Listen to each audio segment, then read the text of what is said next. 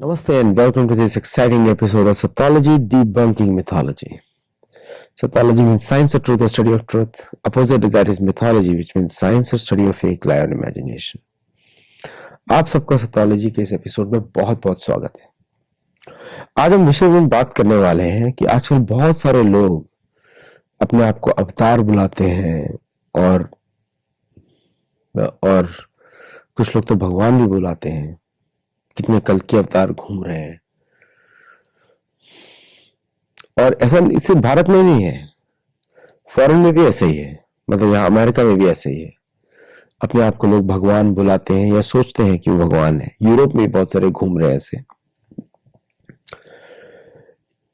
और उससे आपको क्या लगता है कि मनोदशा इस सृष्टि की? पहली बात तो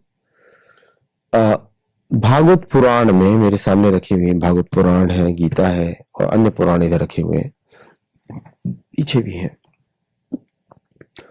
तो पुराणों में या वेदों में कोई भी व्यक्ति देवता या भगवान अपने आप को साधारण व्यक्ति नहीं बुलाता है, क्योंकि उस समय दंड दिया जाता था इस बात पे कि अगर कोई व्यक्ति अपने आप को मिसरिप्रेजेंट कर रहा है तो उसको उसके ऊपर धर्मानुसार कार्रवाई होती थी। लेकिन आजकल कुछ और है, कलयुग का एनवायरनमेंट कुछ और है। द्वापर में भी ऐसा था। द्वापर में भी कृष्ण के सामने पौंड्र कृष्ण बन के आ गए और पौंड्र ने बोला कि मैं कृष्ण हूं, तो भगवान हंसे बहुत देर तक, फिर बाद में उसको मृत्यु दंड दिया, क्योंकि उस समय के नियम अलग थे। द्वापर युग के नियम अलग थे, त्रेता युग के नियम अलग होते हैं, सतयुग के नियम अलग होते हैं, कलयुग के नियम कुछ और होते हैं। कलयुग में कोई भी शक्तिवान नहीं है और कलयुग में दंड, सब लोग कंफ्यूज स्टेट में है। तो कोई धर्म ऐसा नहीं कि मैं बहुत धार्मिक हूं, मैं तो सिर्फ अपने आप को उतना ही मानता हूं जितना मैं पढ़ता हूं, तो मैं उतना ही बताऊंगा जितना मैं पढ़ता हूं। तो अपने आप को भी हम लोग सब साधक हैं, हम लोग जज नहीं कर रहे हैं किसी को, और किसी को हम लोग ये नहीं बोल रहे हैं कि आप ऐसे होने चाहिए, आप ऐसे होने चाहिए। हम लोग को कोई मतलब नहीं है। हम सिर्फ शास्त्रों की बातें कर रहे हैं, जो जहां तक पढ़ते हैं हम लोग। और शास्त्र पढ़ के ही, मतलब मेरे जैसे लोगों की सिद्धि तो शास्त्र पढ़ के ही होगी। मुझे तो, मेरे पास ना इतना समय है, ना मेरा इतना मन पे अधिकार है कि मैं लोगों के ऊपर जज कर सकूं या नहीं करूं। लेकिन जो लोग फॉलो करते हैं और अपने गुरु के माध्यम से मैंने सीखा है कि शास्त्र के अनुसार ही धार्मिक जीवन होता है, शास्त्र के बाहर धार्मिक जीवन नहीं होता। शास्त्रों के आधार पर ही आपको ज्ञान मिलता है और उस ज्ञान के द्वारा आप भगवान को देख सकते हैं। बहुत सारे इंसिडेंट्स हैं ऐसे, जैसे संजय और धृतराष्ट्र का संवाद, भगवद गीता की बात नहीं कर रहा हूं, युद्ध से पहले की बात। तो धृतराष्ट्र को समझ में आ नहीं रहा था, तो संजय उनको समझाते हैं कि भगवान बोलते हैं, संजय स्वयं व्यास के शिष्य हैं, वो बोलते हैं कि मेरे गुरु के माध्यम से और जो मैंने सीखा है कि शास्त्रों के माध्यम से हमको ज्ञान मिलता है और ज्ञान से भगवान को देख सकते हैं। अब वहां पे व्यासदेव बैठे हुए हैं, क्योंकि संजय, व्यास, धृतराष्ट्र, गांधारी, ये चारों बैठे हुए हैं वहां पे। तो व्यासदेव बोलते हैं हाँ ये सत्य है कि संजय ने शास्त्रों का अध्ययन अच्छा किया है और शास्त्रों के अध्ययन की वजह से इसकी ज्ञान शक्ति बढ़ गई है और उस ज्ञान शक्ति के थ्रू इसने अपने मन और इंद्रियों पर संयम पाया है और उसके द्वारा अब ये अपने आप को भगवान के समक्ष देख सकता है। ये नहीं बोला भगवान बन चुका है, भगवान के समक्ष देख सकता है और उस दृष्टि से वो भगवान को भी देख सकता है। काफी अच्छा एग्जाम्पल है ये। और वहां पे व्यासदेव स्वयं बता रहे हैं, व्यासदेव को तो सभी शास्त्रों में उनको विष्णु का अवतार बोला जाता है। यहां तक कि भागवत पुराण में सुखदेव को स्वयं बता रहे हैं कि वो उनका अवतार है, और अन्य पुराणों में भी व्यासदेव को स्वयं विष्णु का अवतार बोला गया है। अब वही जवाब दे रहे हैं, अब वही बोल रहे हैं कि इस समय जो मुख्य अवतार द्वापर युग में है वो श्री कृष्ण है, पूर्ण पुरुषोत्तम भगवान है। इति चम सकला पुंसा बोल रहे हो। वो संजय को भी बोलते हैं, धृतराष्ट्र को भी बोलते हैं। धृतराष्ट्र पूछता है कि धृतराष्ट्र, मतलब हमको तो रिस्पेक्टफुली नाम, धृतराष्ट्र पूछते हैं, महाराज धृतराष्ट्र पूछते हैं कि संजय तुमको कैसे दिख जाता है, मुझे कृष्ण क्यों नहीं दिखते हैं? उत्तर बड़ा सही दिया उन्होंने कि महाराज आप शास्त्र की दृष्टि से नहीं देख रहे हैं, आप अपनी दृष्टि से देखने की कोशिश कर रहे हैं, और आपको आत्म साक्षात्कार भी नहीं है, आपका अपने मन बुद्धि अहंकार पे संयम भी नहीं है, मतलब ध्यान धारणा समाधि तीनों के बाद संयम होता है, वो भी नहीं है आपका। तो आप कैसे देख सकते हैं उनको जो कि इस भौतिक चक्षु से दिखते भी नहीं है, समझ में भी नहीं आते हैं। तो जब मैं मजाक में बोलता हूं कि अगर आपके सामने भगवान आ गए तो आप उनको देख ही नहीं पाओगे, सामने आके खड़े होके चले जाएंगे, आप देख नहीं पाओगे उनको, है ना। और आजकल कुछ ऑर्गेनाइजेशंस हैं वो तो देते रहते हैं सर्टिफिकेट, तुम मायावादी, तुम ये सब मायावादी बोलते रहते हैं, है ना। अगर उनके सामने, उन लोगों के सामने भी कृष्ण आ जाएंगे तो उनको नहीं समझ में आएगा कौन आ गया, वो तो उनपे भी सर्टिफिकेट प्राप्त कर देंगे, और एक कृष्ण मायावादी, ऐसे ही बोलते हैं वो लोग। नाम जिसको समझ में आता है वो समझ गया होगा अब तक। क्योंकि हम लोग किसी व्यक्ति विशेष के बारे में बात नहीं कर रहे हैं, किसी ऑर्गेनाइजेशन के लिए बात नहीं कर रहे हैं, क्योंकि वो हमारा पर्पस नहीं है सत्योलॉजी में, तो इसलिए हम लोग उन गूढ़ विषयों पर नहीं जाएंगे। लेकिन मेरे आपसे अनुरोध ही हो सकता है, मैं लिखा भी था एक्स पे कि just don't accept anything from anyone unless it is guided by the shastra. जहां लिखा नहीं ना उसको नहीं। अभी किसी ने मुझे रेफरेंस पूछा था, कहां लिखा है कि देवता हमारे गुरु होते हैं, तो मैंने उससे बहुत रिसर्च कर रहा हूं, क्योंकि मैंने पढ़ा तो है, इतना पढ़ता रहा, मुझे रेफरेंस मालूम नहीं किधर है, तो मैं ढूंढ रहा हूं सारे रेफरेंसेस, और मिल जाएंगे मुझे, क्योंकि मैंने पढ़ा है, मेरी मेमोरी इतनी खराब भी नहीं है, पढ़ा है तो होंगे। और उससे मुझे ये भी पता लगा कि मैं पेन पेंसिल लेके बैठना पड़ेगा, क्योंकि मैं पढ़ता रहता हूँ तो वेर आई फॉरगेट, तो रेफरेंसेस होने जरूरी है। तो मुझे क्वेश्चन बहुत ही अच्छा लगा उन व्यक्ति का, क्योंकि ऐसे ही बात होनी चाहिए विद्वानों के बीच में, कहाँ लिखा है, कहाँ पढ़ा है। लोग बोलेंगे अरे हम किताब भी नहीं है, लेकिन शास्त्रों में तो बिल्कुल सही लिखा हुआ है। शास्त्रों में तो यही लिखा हुआ है कि शास्त्र के माध्यम के द्वारा कृष्ण की प्राप्ति होती है। आप उद्धव गीता पढ़ लीजिए, उद्धव गीत में भी यही है। उद्धव गीत में जब मैं पढ़ रहा था उसको, और आज भी पढ़ रहा था मैं उसको, तो भगवान बताते हैं स्टेप बाय स्टेप प्रोसेस, किस तरह आप अहंकार के ऊपर जाएं, किसकी अपना वर्णाश्रम कैसे स्थापित करें, और स्वयं अपनी मुक्ति का साधन स्वयं कैसे बने। बड़ा सुंदर तरीके से बताते हैं वो, किस तरह अर्चना पद्धति की। कुछ लोग बोलते हैं मूर्ति पूजा विश्वास नहीं करते। अरे आपसे कौन बोल रहा है कि भगवान की अर्च विग्रह की सेवा मूर्ति पूजा होती है? मूर्ति पूजा तो उनकी होती है जो सड़क पर रखते हैं बुत बन के, है ना। बहुत सारे लोग कि बुत बनाए जाते हैं, वो मूर्ति पूजा है। जो भी वेद शास्त्रों से बाहर है वो मूर्ति पूजा है। लेकिन शास्त्रों के आधार पर तो अर्च विग्रह सेवा है, अर्चना की जाती है। भगवान कृष्ण बोल रहे हैं उद्धव को कि तुम और मेरा अर्च विग्रह बनाओ, उसके माध्यम से मुझे प्राप्त करना आसान हो जाता है। पूरा स्टेप बाय स्टेप बता रहे हैं कृष्ण भगवान। तब मैं कृष्ण की सुनूं, या हमारे यूट्यूब वालों की सुनूं, या किसी और व्यक्ति की सुनूं? सोचिए इस बारे में। क्या हम उधर सुने? हम लोग तो पढ़ाते हैं, पूरा लोगों को शास्त्र के माध्यम से पढ़ाते हैं हमारे गुरुकुल में।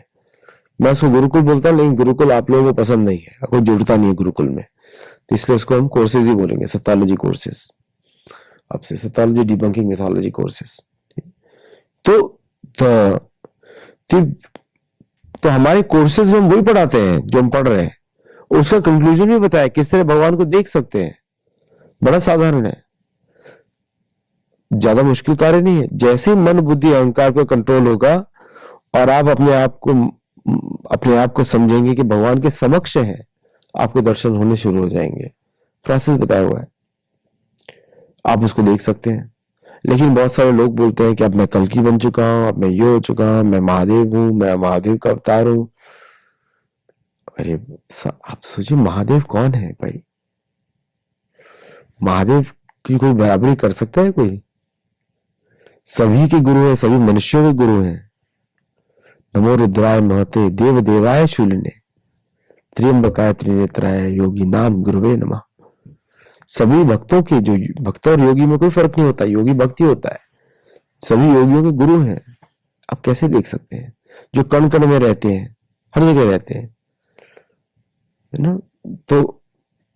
तो मेरा आपसे निवेदन है कि इस तरह के प्रोपेगेंडा में नहीं घुसे। और ये जो विषय होते हैं ना, इस पे जैसे जियो पॉलिटिक्स पे बहुत सारे शोज बना सकते हैं, बहुत लोग सही भी हो सकते हैं, बट ये जो विषय है, धार्मिक जो विषय है, इनको इतना छोटा मत बनाइए।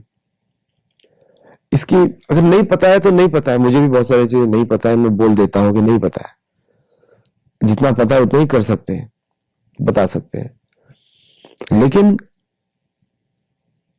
अपने आप को थोड़ा ऊंचा दिखाने के लिए आप बोल देंगे महादेव, और आपको फॉलोअर्स भी मिल जाएंगे जो आपको महादेव मानेंगे, लेकिन उससे आप महादेव तो बन नहीं जाएंगे।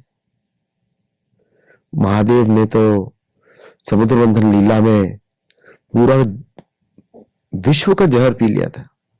पार्वती ने मना किया था उनको, लेकिन विश्व कल्याण के लिए पी गए। कोई मनुष्य की बराबरी कर सकता है? नहीं कर सकता।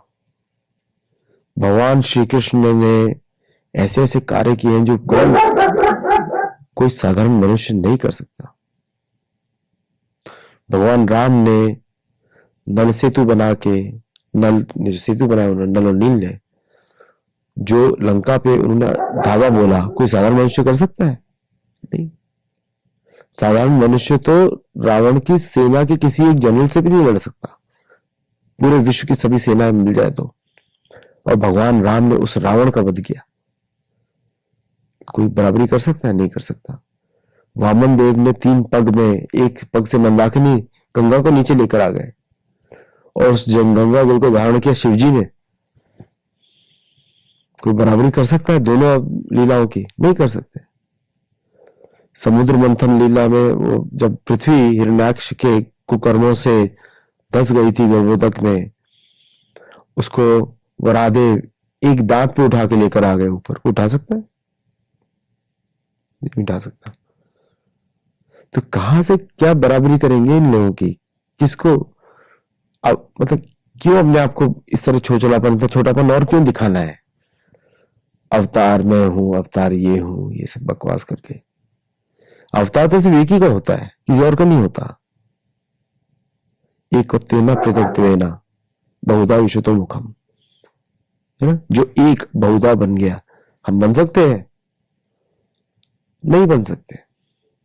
आप ये बोल सकते हैं ठीक है मैंने जूम से लॉग इन किया, मैं दूसरे को दिख गया, ये तो मटेरियल पावर अपने,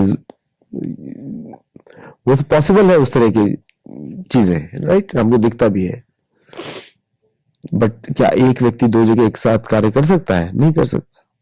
कुछ योग सिद्धियां होती है, मानता हूं मैं, महिमा, लघिमा, अनिमा, बहुत सारी सिद्धियां होती है, अष्ट सिद्धि होती है।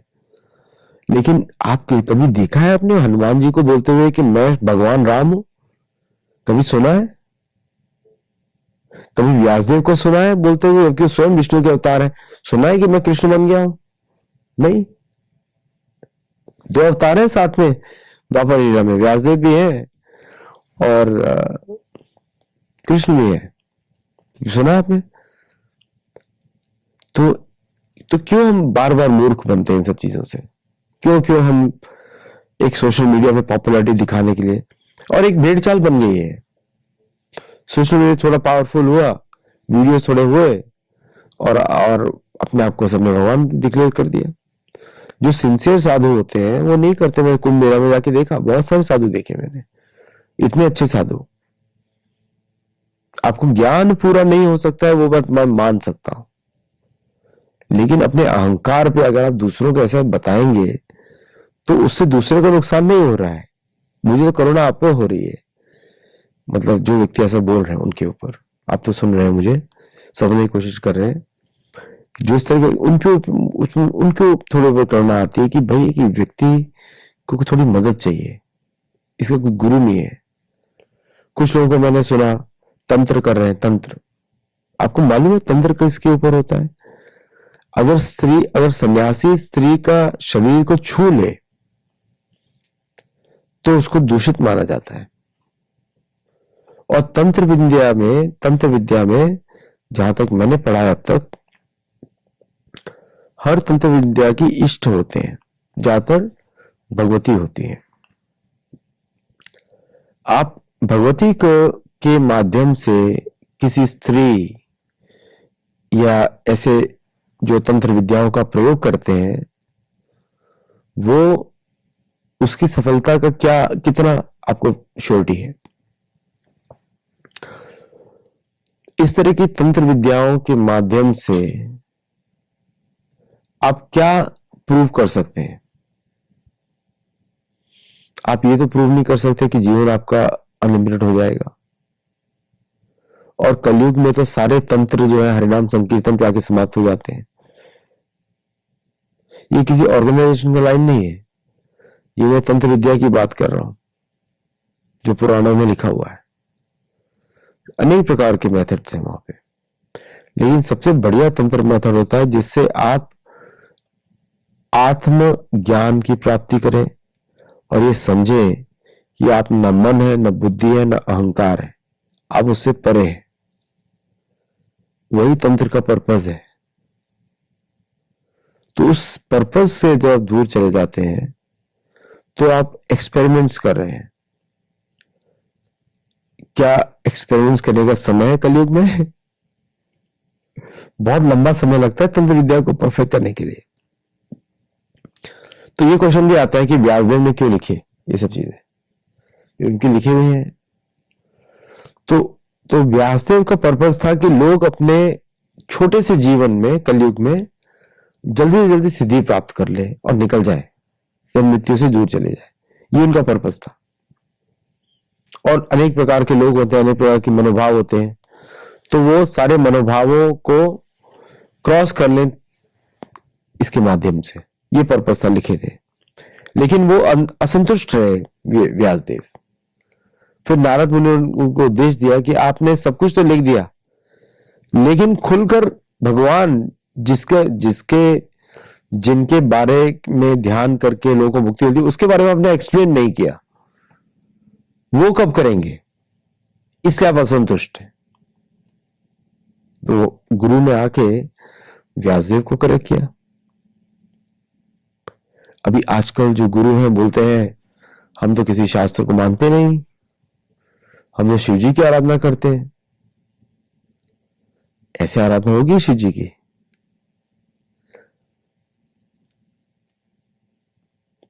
तो शिव जी तो स्वयं गुरु हैं क्या? लेकिन आपका जो प्रोसेस आपने किया वो कंप्लीट होगा? अगर आपका खुद का प्रोसेस कंप्लीट नहीं हुआ तो क्या दूसरों का प्रोसेस कंप्लीट करवा पाएंगे? अगर आप स्टूडेंट हैं तो दूसरों का स्टूडेंट का प्रोसेस कंप्लीट करवा पाएंगे? तो इसलिए कलयुग में सेफ पोजीशन है कि हम लोग नाम लेते रहें, कलौतधरी कीर्तनात्, और प्रपंचों से दूर रहे। सिर्फ छोटी पॉपुलैरिटी प्राप्त करने के लिए कोई भी ऐसा कार्य ना करें जिससे आप लोगों को मिसगाइड करें। नहीं आता है तो नहीं बोलिए, साधारण कपड़ों में रहिए। कोई मुझे पूछ रहा था क्या मैं गेरुआ वस्त्र ले सकता हूं? तो शास्त्रों में तो कहीं लिखा नहीं है कि आपको गेरुआ वस्त्र लेना चाहिए, वो तो सन्यासी के वस्त्र है, क्यों कॉपी करेंगे? कई तो मैंने देखा कुछ लोग कभी सफेद पहन लेते हैं, कभी गेरुआ पहन लेते हैं, कभी पीला पहन लेते हैं। ये ड्रेस कंपटीशन है क्या? फैशन कंपटीशन है क्या? सोचिए इस बारे में। ये फैशन कंपटीशन है कि कोई वैसे पहन के घूमते रहेंगे? हर रंग की महिमा है सनातन धर्म में। अच्छा तो यही है कि साधारण कपड़ों में रहे। कलयुग है, कोई भी आपको दोषी नहीं ठहरा रहा है। सबको मालूम है आप किस कंडीशन में है। मंद सुमंद मतियो मंद भाग्य उपद्रुता अल्पायुषा। अल्पायु है, मंद है, सुमंद है, सबको मालूम है, दुनिया सारे देवताओं को मालूम है। तो इसीलिए तो सारे देवता यहाँ आने चाहते हैं कलयुग में, भारतवर्ष में, कि थोड़ा सा हरिनाम लेंगे और मुक्ति मिल जाएगी। तो प्रोसेस छोटा हो गया ना इस समय, तो बड़ा अच्छा होगा कि हम जो है बड़ा शास्त्रों के माध्यम से रहे और एटलीस्ट हम लोग परफेक्ट नहीं है, मैं भी परफेक्ट नहीं हूं, बट एटलीस्ट हम लोग चीप नहीं बनाए, मतलब छोटापन नहीं दिखाए अपने शास्त्रों में। जैसे मैंने बहुत जगह देखा, जो अब्राहमिक तो सारे मानसिक ऐसे मेंटल सिस्टम्स बने हैं, उनका कोई सत्य है ही नहीं वहां पे, सब कुछ झूठ पे आधारित है, प्रोपेगेंडा है, पॉलिटिक्स है, बहुत थिंग्स आर देयर। लेकिन सनातन धर्म का तो ठोस बेसिस है, एकदम ठोस है शास्त्रों पे। तो उनके जैसी नकल ना करें कि डूम्स डे, आज ये हो जाएगा तो कल ये हो जाएगा, कल वो डूब जाएगा। हमारे यहाँ तो निर्धारित साइकिल है, हम डिसाइड कर सकते हैं, हम कैलकुलेट कर सकते हैं, ज्योतिष के थ्रू कैलकुलेट कर सकते हैं। तो उस प्रोपेगेंडा मशीन में भी ना घुसे। और भारत में तो इतनी जरूरत है, ये टारगेट किया जा रहा है सारे अब्राहमिकों के द्वारा कि हम मास हिंदू सीखें और उनको मास पूरी दुनिया को हरिनाम में लगाए। वो कोई भी कर सकता है, मंत्र दीक्षा नहीं दी जाती है, लेकिन हरिनाम दीक्षा सबको दी जा सकती है, पूरी दुनिया को दी जा सकती है, कोई भी दे सकता है। यारे देखे कार्य तारे कहे कृष्ण उपदेश। तो जो व्यक्ति कृष्ण के बारे में बता देगा वो गुरु बन जाता है कलयुग में। ऐसे ही चलता है, क्योंकि ना तो गवर्नमेंट सपोर्ट कर रही है, ना हमारी कोई गवर्नमेंट है, कुछ भी नहीं है। सनातन धर्म ऑटोमेटिक मोड पे है, इट्स ब्यूटी। इसका कोई वो भी नहीं है कंट्रोल करने, कोई गवर्नमेंट ही सपोर्ट नहीं है। सब लोग सनातन धर्म को यूज करके वोट इकट्ठे करते हैं, समझ रहे हैं आप? तो हम और आप ही हैं, और आप सब हैं। तो इस बात को समझिए। मुझे ये वीडियो रिलीज करना था, बहुत ज्यादा मेरे को बोला गया, मैं इस तरह के वीडियोस नहीं करता हूं, बहुत सारे वीडियोस में सेल्फ रिस्ट्रेंट रहता हूं। तो it is important for us to know, हम भगवान नहीं है, न हमको बनना है। हम भगवान के सेवक हो सकते हैं, हम हनुमान जी के सेवक हो सकते हैं, देवताओं के सेवक हो सकते हैं, लेकिन हमको वो बनना नहीं है जो हम नहीं है। हमको हम ही रहना है, जो हम है वही रहना है, बेटर वर्जन। थोड़ा थोड़ा एक एक नेगेटिव क्वालिटी हटाते जाएंगे, अगर भगवान की इच्छा होगा तो हमको फल मिलेगा, नहीं होगा तो एटलीस्ट ये तो रहेगा कि ईमानदारी से जिए। नमस्ते and thank you for watching. Do like, share, subscribe. Let me know your feedback. Jai Jagannath.